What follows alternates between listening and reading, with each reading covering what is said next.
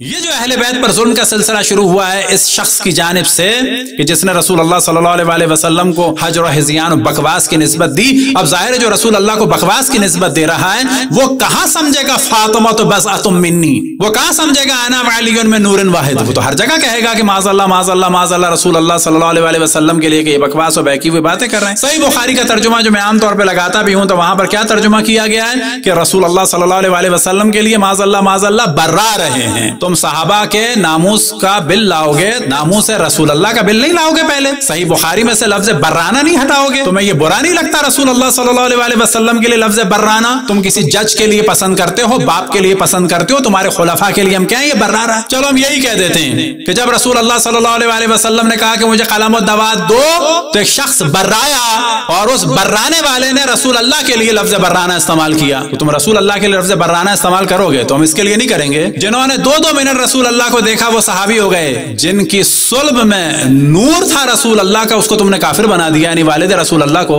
हजरत अब्दुल मुत्तलिब को।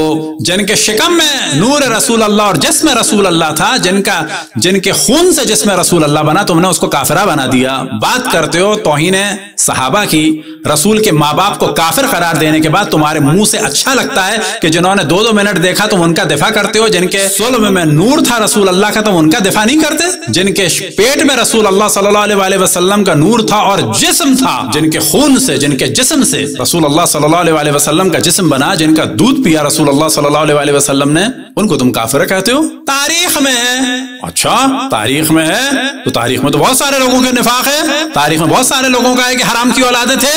अभी हमारा लेक्चर है पूरा पहले खलीफा के बारे में, तफसील से हमने डिस्कस किया है पहले सियासी खलीफा के बारे में कि उनके वालिद सगे चचा थे उनकी वालदा के। करो डिस्कस इसको। चचा भतीजी की शादी के नतीजे में क्या होता है, करो इसको डिस्कस। आया चचा भतीजी का बच्चा हलाल होता है कि हराम होता है, करो इसको डिस्कस। तारीख में फकत हजरत अब्दुल्ला के लिए, तारीख में है फकत हजरत आमना बिन्त वहब सलवातुल्लाह व सलामु अलैहा के लिए, तारीख में है जो चीज फकत हजरत अबू तालिब के लिए। इमाम ज़ैनुल आबिदीन अलैहिस्सलाम ने फरमाया, एक दलील दी हजरत अबू तालिब के ईमान की, एक दलील कि उस जमाने में भी जैसे ही कोई औरत मुसलमान होती थी शौहर से अलग हो जाती थी। अब ये ज़हन में रहे कि हजरत खतीजा सलामुल्लाह अलैहा के बाद जो सबसे पहले ईमान लाई रसूल अल्लाह पे वो कौन? हजरत फातिमा बिन्ते असद। बैत जिन खातून ने की है रसूल अल्लाह सल्लल्लाहु अलैहि वसल्लम की, तो सबसे पहली खातून हजरत फातिमा बिन्ते असद। ईमान लाने के माना ये नहीं है कि पहले काफिर थी, ये चीज जहन में रहे कि मौला अमीरुल मोमिनीन सबसे पहले ईमान लाए थे। मुराद क्या है यहाँ? अशरफुल अंबिया ये सब के सब दीन हनीफ पे थे। जैसे ही अशरफुल अंबिया ने फरमाया कि मैं अल्लाह का नबी हूँ और मुझे इजाजत हुई है कि अब मैं ऐलान करूं, तो इन्होंने कहा कि हाँ हम आपको मान गए। इसको कहा जाता है ईमान लाना। बस मौला अमीरुल मोमिनीन जो ईमान लाए, हाँ ईमान लाए, यानी सबसे पहले इकरार किया कि आपने कहा है कि मैं अल्लाह का नबी हूं, मैं भी मानता हूं, ये ईमान लाना। हजरत खतीजा ने फरमाया कि सही है मैं आप पर ईमान लाई। बिल्कुल इसी तरह से जो दूसरे नंबर पर खवातीन में ईमान लाई हजरत फातिमा बिन्ते असद सलवातुल्लाह व सलामु अलैहा, लेकिन इन सबको बना दिया गया क्या?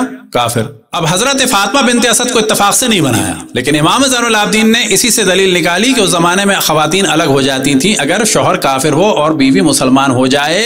लेकिन हजरत फातिमा बिन्ते असद आखिर वक्त तक हजरत अबू तालिब के साथ रही कि रसूल अल्लाह सल्लल्लाहु अलैहि वसल्लम की वालिदा माजिदा, वो के वालिद का पहले इंतकाल हो गया, एक मुकम्मल खातून थी। अगर हजरत अब्दुल्ला बूढ़े हो जाते और हजरत आमना बिन्त वहब सलवातुल्लाह व सलामु अलैहा बूढ़ी हो जाती तो ये एक ही रहते, कामिल खातून थी। बिल्कुल वैसे ही जैसे हजरत खतीजा की जिंदगी में रसूल अल्लाह सल्लल्लाहु अलैहि वसल्लम ने कोई शादी नहीं की, कामिल खातून। बिल्कुल वैसे ही जैसे मौला अमीरुल मोमिनीन ने जनाब सैयदा की जिंदगी में शादी नहीं की, कामिल खातून थी। बिल्कुल वैसे ही हजरत अबू तालिब ने कोई भी शादी नहीं की, क्योंकि उनकी जिंदगी ही में वो दुनिया से चले गए। और क्योंकि उनकी जिंदगी में दुनिया से चले गए तो उनकी अव्वल व आखिर एक ही ज़ौजा थी और वो थी हजरत फातिमा बिन्ते असद सलवातुल्लाह व सलामुहु अलैहा।